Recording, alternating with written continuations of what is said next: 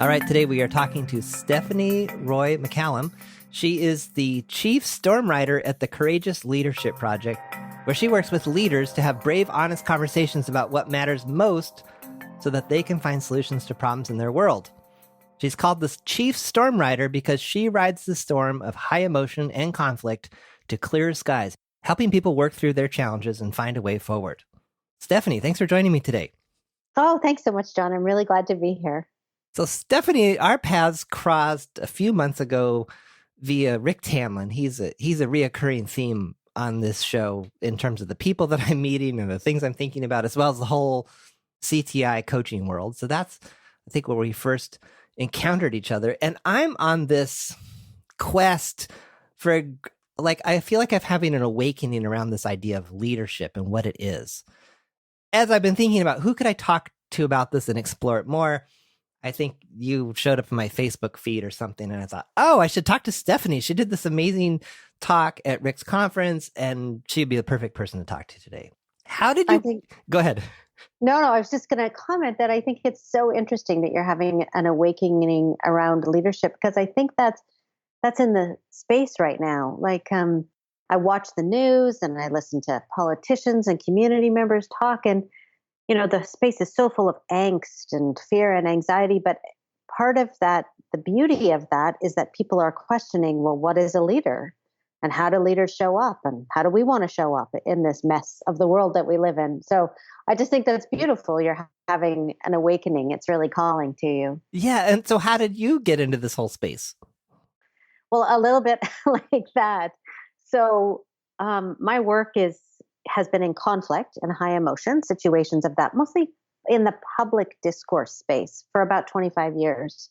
So I want you to get a sense of the kinds of things I do. Think about protests or, petitions or people chaining themselves to fences, that kind of conflict where people are on so deeply different sides that there seems to be no way forward and they get desperate. So I usually get hired by a government or a private company, but oftentimes by community themselves to help them figure out, oh my goodness, how do we talk about this together? How do we figure out a way forward? And I've been doing that for about 25 years. And one of the things I learned along the way, or I'm learning, actually haven't learned, I'm learning every day along the way, is that we can have all these great conversations, but we still get stuck in our corners after the conversation's over, unless we've got our own individual capacity for leadership, unless we know what we believe and what we stand for, and we can bring that to our conversations, and we can really be leading and making choices in our lives about how we want to solve tough problems. So for me, leadership is core to this work of conflict that I do. Well, and the thing that occurs to me there too is it often comes up in coaching, which is you can have an epiphany and have a really interesting conversation, but if you don't do anything, nothing's going to change. So it's here you can have these ideas, but you've got to actually have the tough conversation or do something. Yeah, absolutely. And they totally go together. So I think like I think about the resolving the conflict piece often is action, but the action doesn't work unless you have a particular leadership mindset that allows you to work with other people to make the action real. So it just kind of goes back and forth on that sort of being and doing and being and doing spectrum, mindset and action. They have to hold hands to make change. So I got into this idea of leadership. So my whole awakening kind of happened around personal ownership. There was a book called Extreme Ownership by Jocko Willink, who's a Navy SEAL, and this whole idea of owning everything about you and your life. And that resonated with the coaching work I was doing for myself and then with others. But then what I realized was, well, after you've totally owned you have to do something. Yeah. And that's where and that's where I was like, oh, so you can own everything about your life, but if you're not taking it somewhere, if you're just, managing versus leading your life, then you haven't really gone anywhere. So what's your best definition of this word leadership? Because it's so overused and so, I don't know. I think I have a lot of corporate cynicism around the word because I've heard it so much. I think so. I think it is. It's one of those people roll their eyes when you say like my company name is the Courageous Leadership Project, and people sometimes roll their eyes like, oh, okay, you're working on making brave leaders. Everybody's working authentic leaders, or something like that. I think for me, a leader it's a pretty simple definition. First of all, it has very little to do with role or position. That's just like I don't know, like an external trapping. So I think leadership, Rick often says, it's an inspiration to both of us. He often says leadership is an inside job. And so I think at first it starts there. So leaders come from inside. And then secondly, I think we're all leaders, but not everybody chooses to step forward to take an active role in their own life and their own communities, their organizations, their families to act as leaders. But the opportunity, the possibility always exists.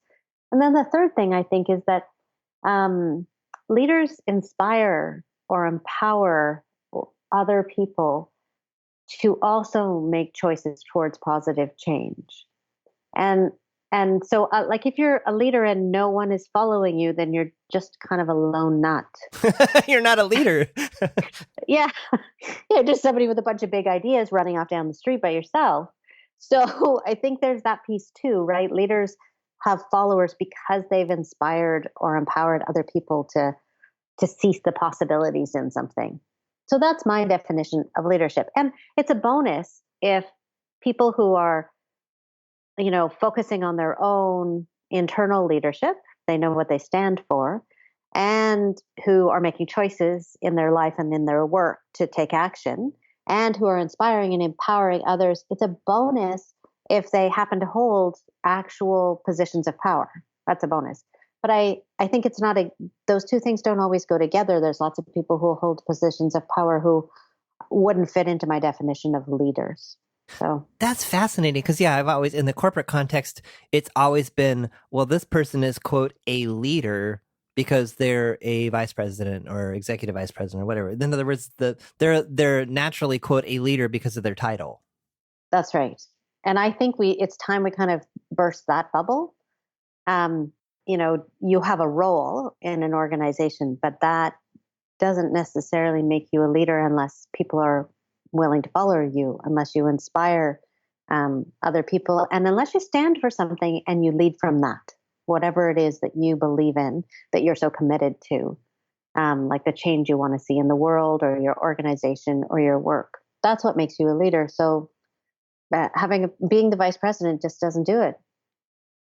So part of my cynicism around this whole thing comes from like what I've seen in companies where it's like they have a leadership program or a leadership development program, which typically looks like a group of people are handpicked to do a project, and they are supposed to kind of innately learn leadership by doing this project and having conflict and success together. And then that helps them to, and I've always just thought, well, and I've coached some of these people too, actually.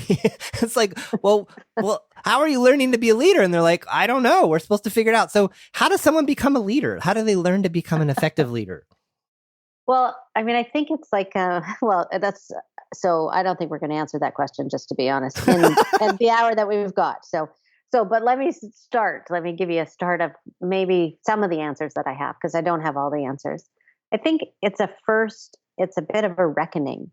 I think in order to be able to explore your own personal leadership, you have to, I don't know, hit a wall, have a crisis, have a, like a real, I was going to say a come to Jesus moment, like a moment where you're like, wait a minute, what do I stand for? Who am I? I think that's a great catalyst for becoming a leader, because it makes you question the status quo. So I think that's a real opportunity. And I think the other thing is that you got to dig deep.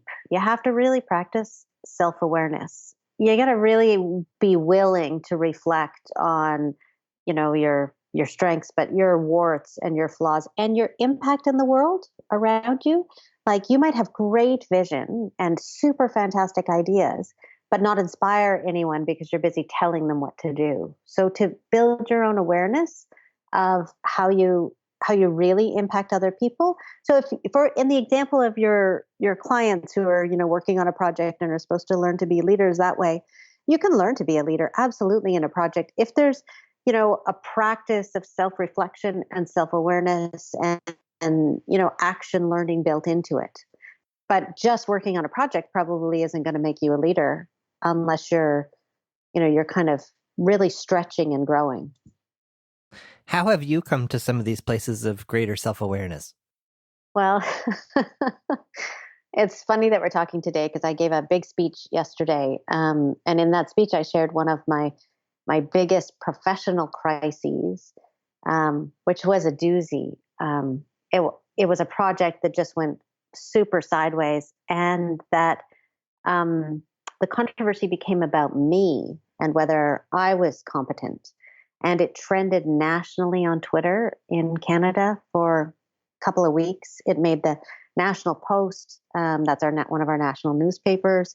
It made a whole bunch of other local papers. It was a real reckoning for me on, 20, it happened at about the 20-year mark in my career doing this work. And it was a real reckoning for what do I stand for and who am I and what do I believe and am I credible or competent or capable? And it also made me question too, like the people that I work with and the people that I'm engaging in these conversations, if the space between us is all full of blame and shame and vitriol, and what does it say about the work I'm trying to do and the system I work in, like communities being full of blame and shame and polarization. So it was a really big professional crisis.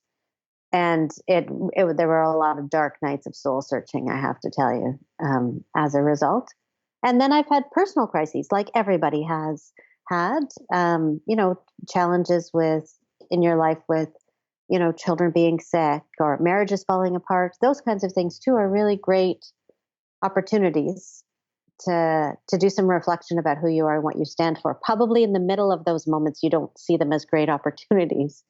You're just lost in the pain, but they're great moments to choose to really make choices about how you want to be in your life. You told a really poignant story at the Bigger Game Life conference. And I can't remember. I believe that you were doing some work. Was it with some First Nations people? Yeah. Tell that story a little bit, and then it involved your daughter, and like tell that story. Okay. Because I never heard the conclusion to it. All I remember is that my heart stopped beating at a certain point because I have a son. Yeah, it's true. I only told the story to kind of the crisis moment, and then I stepped away from the story. So it was a project. I had been hired to work with a power company to help them have a better relationship with an Indigenous community. In the U.S., you often call them tribal communities. Our Native Americans. In Canada, we call them First Nations or Indigenous peoples. And to transform basically 90 years of conflict between this community and this company. And so we started on this journey to like, what does it even mean to be neighbors and have a relationship? And partway through flying into this community is incredibly remote. So it was a fly in, fly out community. That's, you book the plane, the chart of the plane, and you don't get out until the plane comes back to get you. And partway through, we flew into the community to realize that 3 young people had committed suicide. And there's a real epidemic of that kind of desperate, tragic loss of life in Indigenous communities. And I was there trying to hold the space for that conversation in that community, knowing we weren't going to be talking about the conflict with this power company. We were going to be talking about the pain in the community that led to this, the impacts of colonization. And a couple of days in, I got a phone call advising me or telling me that my daughter, who was 14 at the time, had just tried to commit suicide herself. And I can't even, every time I tell this story like that, it takes me right back to that moment. And, like the fear and the guilt, like of not being there and the pain she was going through. And so how to in that story, The Bigger Game, I kind of stopped right there and just Yeah. said, yeah, how do I be with that pain and also be in service to the community? Because there was no getting out. That was the thing. There was no calling my daughter because they'd put her in the psychiatric ward, and so they weren't allowing her to take calls. So she didn't even know I was thinking about her. And then number two, there was no getting out until the plane was coming back for me in a couple of days. Hmm. So that's where I stopped the story. But I will tell you that in conclusion, I eventually obviously got out of the community and came home and spent lots of time with my daughter. She was in hospital for 6 or 8 weeks. And well, I mean, her story is her story. So it was a long journey to coming out of that pit of depression and anxiety that she experiences. And over the years, she's learned incredible coping mechanisms and lots of self-awareness and self-reflection and the ability to ask for help. My journey as a mother has been learning how to just be with somebody you love who's in pain when you can't fix it. And also, it's not yours to fix. And so, how to just be with someone who just experiences that incredible pain. Because as a parent, you want to fix it, you want to Hmm. make it better, you want to take it away, and there is no taking it away, and it's also not yours to fix. So for me, learning the boundaries of how to be there and also not take responsibility is the wrong word, but even if I could pick up her burden for her, I couldn't carry it. What were some effective ways you found to do that? Well, I had to really flex my how to be empathetic muscle. We all feel empathy and we're all wired for that naturally, but we don't all necessarily know what actions represent empathy in our interactions with people. And so I had to learn that, sometimes it just meant sitting beside somebody. Sometimes it just meant listening. It never meant offering solutions or advice. It never meant trying to tell her, oh, be positive, look on the happy side, here's some good stuff. Like, just you're not trying to dilute or marginalize or minimize somebody's pain. You're just trying to be in the pain with them. I always think of Brene Brown saying that empathy is when, the difference between sympathy and empathy. Sympathy is when you are over there in your pain, and I am over here from afar saying, oh, it must be so hard to be you over there. But empathy is just standing beside you, saying you are not alone. And so I hold that in my head. The learning how to actually action empathy is different than feeling it. Because so often we go to feeling the pain of someone else and then wanting to make it better. So we're just not taking that extra step. Mm. How does this tie into your notion of courageous leadership and brave conversations? Oh, it's so directly related. I think it's such an ironic or counterintuitive thing that the path to courage, to really being brave, I think, is to own your fears, shortcomings, inadequacies, and really be honest about them. That when we try and arm ourselves, we create barriers between us and somebody else, and then our ability to act from them. Right, we shield ourselves and our ability to grow and stretch, but we shield our relationships with other people. So it's actually an act of peeling back those layers. The more courage you have emotionally, better of a leader you are, because when you are brave and you are vulnerable, you create connection with other people's, which of course inspires and empowers them to take actions towards positive change in their own life. And I think for a lot of years in the leadership space, there was this idea that you should have a vision and put it out there and people will follow you. But your vision isn't anything unless it's tied to the essence of who you are. And that essence of who you are invariably means being vulnerable. I don't know. Have I been clear there? Yeah. So Yeah. the next question that popped into my head, and I'm guessing people are thinking is, well, okay, that's really nice, but how do I become braver? How do I have courage? Well, that's a life's work, I think. I think it's totally a life work. I mean, I think the moments that we feel fear, I mean, the very first step is actually building your awareness that you are afraid. Because it's such a natural human reaction to feel discomfort or fear and immediately seek to avoid it or relieve yourself of that. Like we distract ourselves, we procrastinate, we change the conversation, we take actions to keep ourselves busy, like we, without even realizing that what we're doing is avoiding the thing that's hard.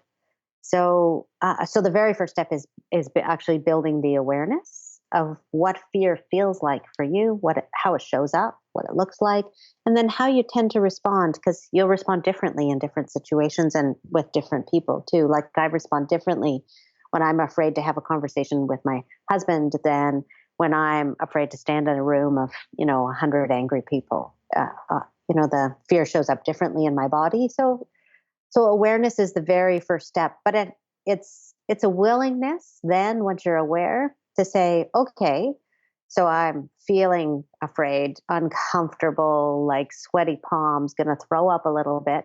And so now I'm going to be with this anyway. Like, even though I feel that, I'm going to be with it because I'm committed to something more than my fear. And your feelings. Yeah. And your Yeah. emotions, which Yes. some people believe, and I'm kind of falling into this camp myself, which is that our thoughts create our feelings. I think that's true. I think our feelings create our thoughts too, though. Ooh, say more about that. Well, because I think, you can feel, I don't know, sad. And then you can have a negative thoughts about, the relationships that you have or the place where you work. Like it's like they just go together. So you could be thinking, oh, I hate my job. So then you will feel sad and frustrated and anxious and wanting to depart. Or you could be feeling frustrated and wanting more in your life and wanting to grow. So then what you think is, I hate my job and this doesn't work for me and I need to find a new job. Like they just go directly together. I think that emotions are paths to helping us make meaning in our lives. So if I think about it like it's like a braid, our thoughts and our feelings together. And your thoughts alone don't make meaning for you. They're just words, just ideas. But when you layer them over with your feelings, I think you get closer to the essence of what really is going on or what really matters, because intertwined they go together. But if you only pay attention to your feelings, then all you have is a feeling, right? You don't have a meaning. So You'd I be don't all know. over the place too. Yeah. If I listened to all my feelings, I'd be in a heap of trouble. Oh, totally. And you'd be like a roller coaster all the time. So yeah. What is it about having courageous conversations? How does that fit into the bigger picture of what you do? Well, I guess I've learned probably throughout my whole life, like before I even started doing this work, that, I really believe that I call them brave, honest conversations. They're the path to solve our problems in the world. But they're that path because when we have brave, honest conversations with each other, we see each other. We meet each other where we're at. We create connection where we're in relationship. There is trust. It's through that conversation that those things happen, because we really understand each other. Even if we totally disagree, suddenly we can see the other human being across from us as a human being, not just a position or an opinion or a viewpoint or an issue. And so it's the conversation itself, the ability to listen, the ability to be there for someone else, the ability to be open enough to learn, to open your heart to say, hey, what is it like to be you? that for me is the path to everything, I think, in leadership, in family, in community. When we take the opportunity to talk about the stuff that really matters, we connect to each other. And because we are connected and in relationship and we trust each other, then we can solve problems. How does that work, though, if the other person or party isn't willing to? And a Well, so particular world leader comes to mind for me, which is I don't know how you could have an honest conversation. I mean, yeah, I don't know him personally, but everything I see is, yeah, not that. So how would yeah. that work? Okay. So setting aside my own particular political viewpoints, I I would offer this that the the moment that we say, and I catch myself doing it all the time, the moment that we say, well, that person couldn't be in conversation, or that person Ooh, I'm isn't, busted. Okay. yeah, Okay. totally, Okay. Fair yeah, enough. yep, yep, isn't willing to put aside their views, then then you're stuck, right? You've made assumptions about somebody else. You've Which already you have decided. no control over. Oh, I've No, just had you an amazing no, epiphany here. So in other words, that just closes the situation right down yep, with starting with the assumption of, well, that person isn't capable. In other words, any type of judgment about the other person. yep, totally shuts the conversation down, and then there is no conversation. So here's the other thing, right? Is that leaders inspire or empower other people to make positive change because they believe in something and they lead from that. So, for example, imagine if you were to have a conversation with a particular political leader who seems to not want to understand other people's views. If you were to have a conversation with that person, but you led in the conversation from the place of a commitment to respect, a commitment to compassion, a commitment to building understanding, and you made a choice to enter into the conversation with that, imagine what the conversation might feel like. That would be different than it would otherwise if you came from a different mindset. So for that plays so much for me into leadership. Do you have examples like when you talked about, addressing 100 angry people and this working? Uh, yes and no, because there's no magic wand for this stuff. So it doesn't always work. You're dealing with people and they're unpredictable. But yeah, I absolutely have examples. And I'm just trying to think of one that might be appropriate for your audience.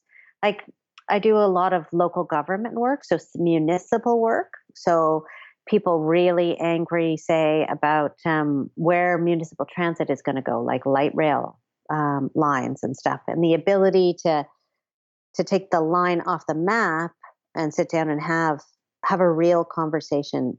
Here, I'll give you a real tangible example. So I did a project a couple of years ago. It actually won an international award for this kind of work. We were hired by an organization called Canadian Blood Services. So in the US, that's the American Red Cross, who the organization is responsible for blood donation in Canada.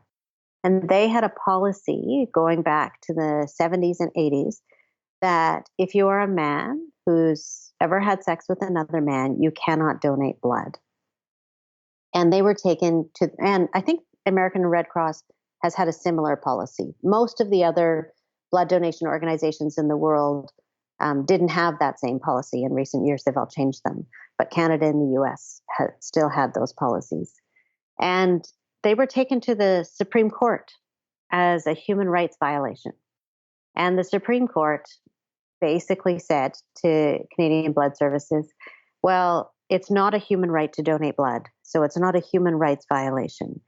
But basically, Canadian Blood Services, you need to get your act together because your science isn't sound and this policy is potentially discriminatory.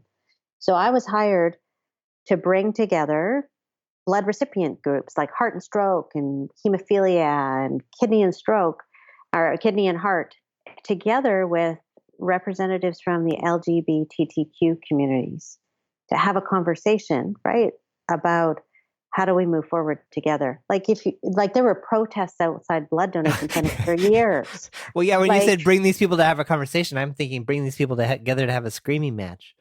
yeah, yeah, that's the kind of environment it was. I mean, you go to the Supreme Court, people are pretty polarized on, you're either homophobic or you're going to kill me. Those were basically the views. If you donate blood, you'll kill me or you're homophobic. Those were the sides of the issue. To bring them into a conversation where they could actually first really see each other, really listen to understand all the things that needed to be considered, and then figure out a way to move forward. So, how did you do that? How, well, what was the mindset? What were the things that you did that were effective and maybe weren't effective? yeah, well, we had to really prepare them in advance, everybody who was coming. Like, we ran separate conversations and interviews with people, getting them to get their own heads around what might it feel like to be in a room with everybody having this conversation. So we prepared people first. And then we brought them in and we put folks in circles, just one big circle. And then we had a listening circle so people could talk about how the existing policy had impacted them. So people could tell their own stories, stories of fear, of feeling like they couldn't make a contribution, of being discriminated against, about, living in anxiety about whether, this life-giving blood was going to kill them. And all the stories they were telling themselves about assumptions they were each making about each other, the other side, we had to surface those, but we had to do them slowly and through storytelling and through, let me tell you my experience over many days and many months before we could even broach, okay, how do we move forward? I think that's a challenge in our society. We go right to solution, right to, okay, now let's solve this problem. But you can't do that till you see each other. So that sounds so powerful. Just this notion of sitting, like how many people are in this circle? Like 50 or 100. Oh my goodness. In one big circle. Yep. Listening to one person speak at a time. That's right. And they're and they were respectful of that one person speaking. Yes, they were. They were. Yep. But wow. You have to set the stage first. Like you have to set the stage like everybody's emotional here. There's a lot of passion. There's a lot of fear. The one thing this room holds in common is fear. So let's just recognize and respect that. And let's just take a moment to each share and each listen. And you were leading this. Yes. Yeah. Wow. Yeah, something I got from Rick that I thought was really fascinating was because 6 months ago I would have said, "Oh, you were facilitating that meeting." Yeah. And I was talking to Rick about this, and he's like, "No, it's leading. Facilitating is just like you're just managing and directing traffic. Leading is actually taking people somewhere." And I think that's what first started sparking this idea of like, oh, there's a difference between leadership and ownership. Like, if you really want to lead, you've got to go somewhere. Yeah, absolutely. And you got to stand for something too, right? Like, yes. Those two things go together, because in my work, lots of my peers, they call themselves facilitators or neutral third parties or mediators. And I just think that's not a go, because then what do you stand for? What do you believe? Like in those conversations with Canadian Blood Services and the patient rights groups and the LGBTQ community members, what I believed in was inclusion, 100%, and fairness and respect. And I also led from the place of like, we can do this. They can do this. They can find this together. You got to believe that the conversation is possible, because otherwise it isn't, right? You manifest what you believe. That's another thing about leadership too. Like people who have vision and who really have a stand and they lead from that, it's because they believe it's possible. Yeah, what was going on in my mind there is like, how do you help someone believe it's possible when they don't? I don't know. My answer was, well, get a coach. Yeah, get a coach. Yeah, totally. Yeah, try on a couple different perspectives. Yeah, totally. Yeah.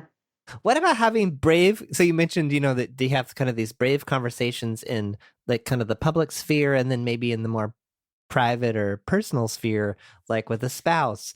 What are your suggestions there in terms of getting started? Maybe I need to have a really difficult conversation with my wife that I'm totally avoiding.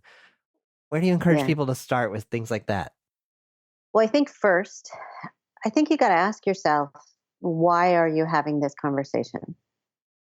Is it because you're upset and you want them to be Feel punished, bad. right? Yeah. Here, let me make Yeah. you feel worse so I can feel better. That's Yeah. right. That's it exactly. Yeah. Like, why are you having the conversation? What's your ultimate goal? What do you think will be achieved to the conversation? Get clear on that for yourself. And then also get clear on what you're committed to in the relationship. So whether it's with your coworkers or the people who work for you or your spouse or whoever it is, get committed on what you're clear on what you're committed to in the relationship, like the long-term success of this relationship, like this other person, being happy and fulfilled, like that. So that it takes you a little outside of your own pain or fear to the bigger picture. And then I'd start cleanly with, just it's really basic, actually, like guidance for fighting, like only use I statements. I am feeling this. I am experiencing this. And and then after you say what you are experiencing or feeling, also offer what you hope.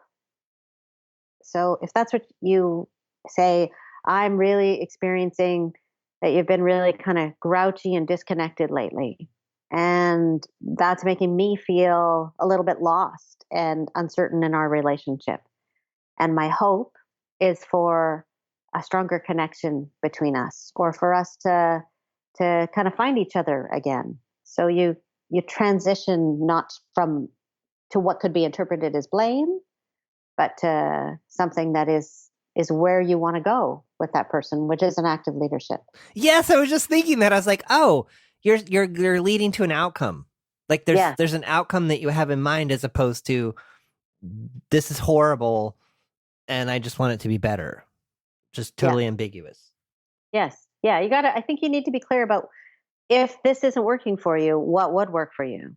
But here's the tricky thing about it. Here's what would work for me, but don't be attached to it because you can't solve the problem by yourself.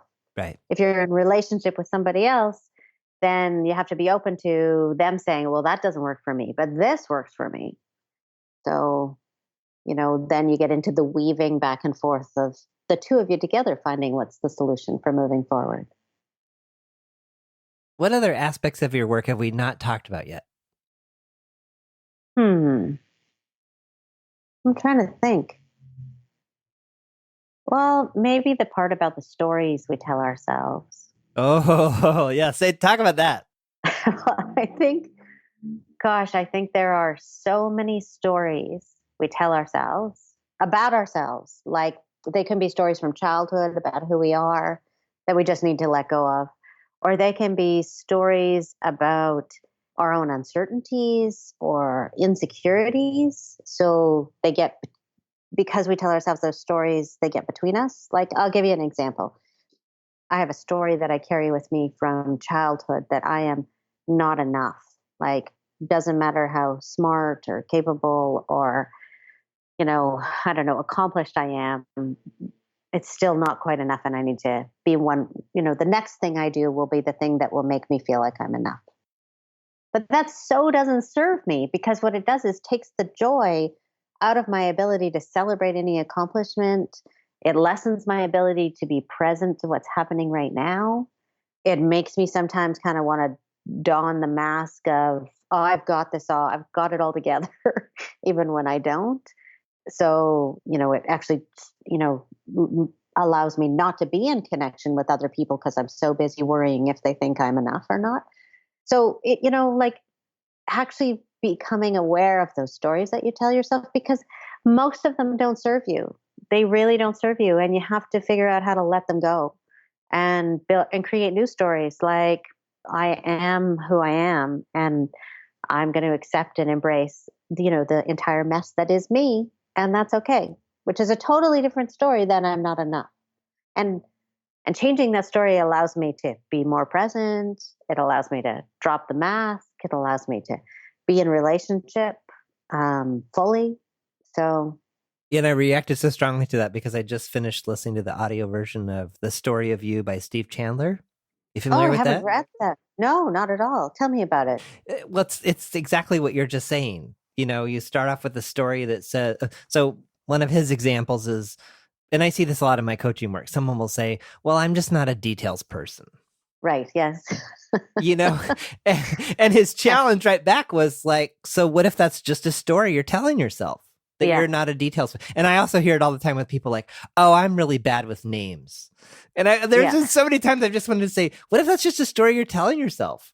Like I recently taught one of my first workshops, and I went in very intentionally with, I was starting with, wow, it's always hard to remember people's names. And I said, no, I'm going into this thing and I'm going to figure out a way to learn everyone's names and use their names, because I think that's really important and it builds connection with people.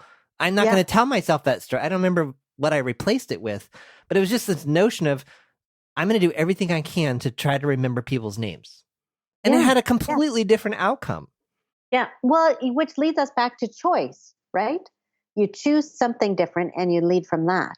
And when you believe in that as a possibility, oh my God, it manifests in the world. So all these things just keep coming around in circles with each other.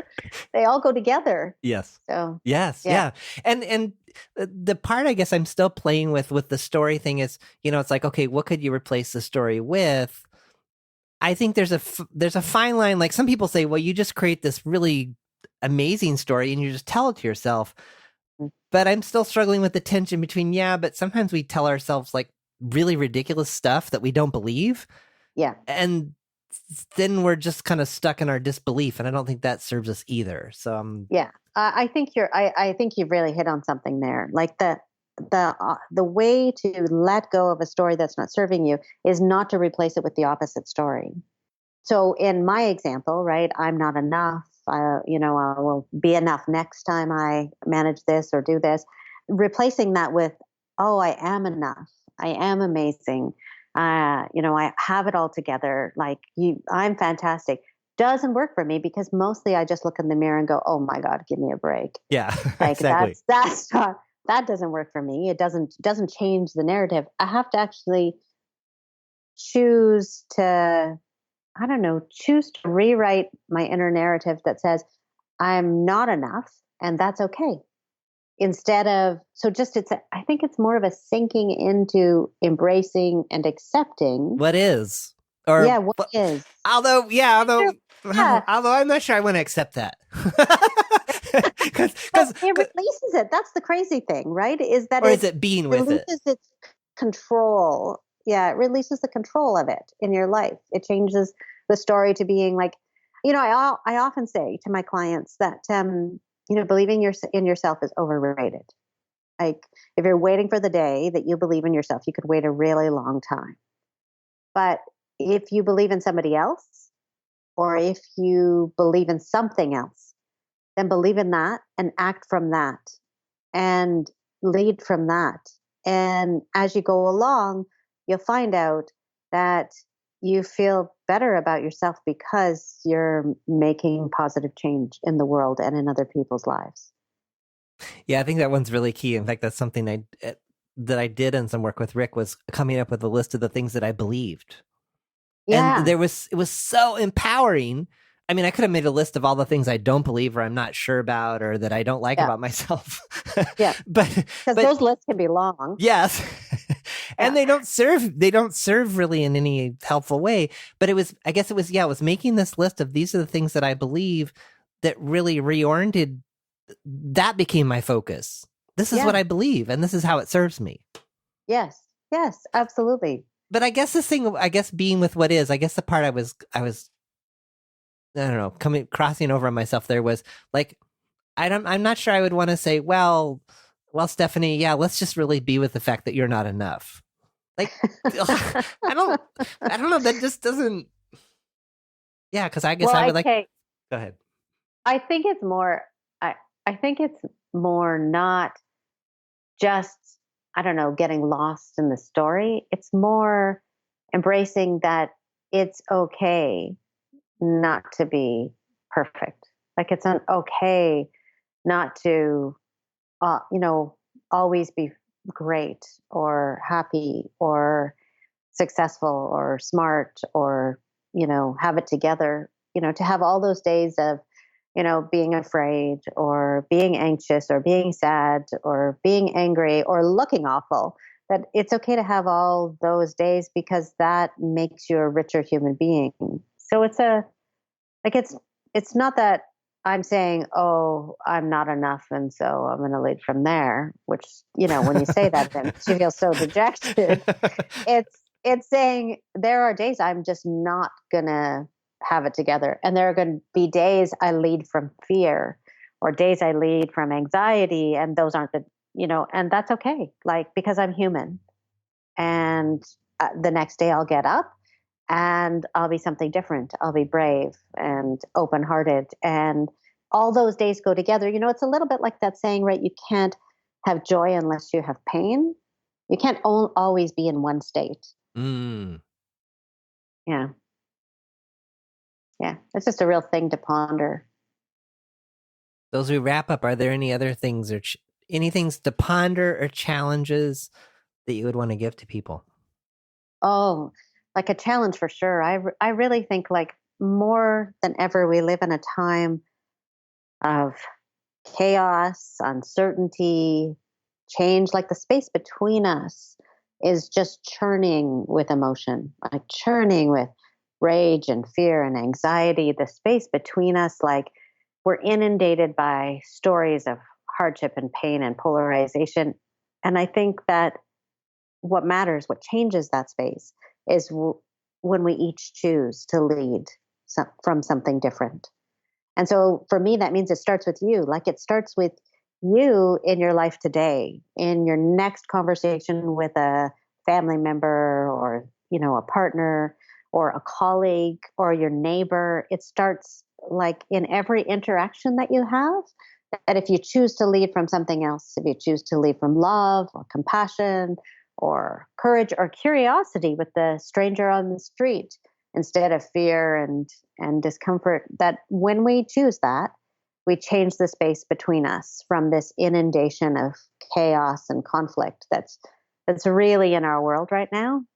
And I so wish that every day people could make those choices, or to the best of their abilities, more days than not, because I think that's what it's going to take to really shift, to turn the tide. Where can people find out more about you, contact you, get to know more of your story and what you're up to? My company is called the Courageous Leadership Project. You can find me at www.bravelylead.com. And I blog pretty frequently on Medium. I'm Redhead Steph, and I'm at Redhead Steph on Twitter. We've also got a Courageous Leadership Facebook page, and I post, thoughts, ponderings, big questions, things that strike me as funny or opportunities as I learn about bravely leading every day on all those places. Thank you so much. Oh, thank you, John. This was really a lovely conversation.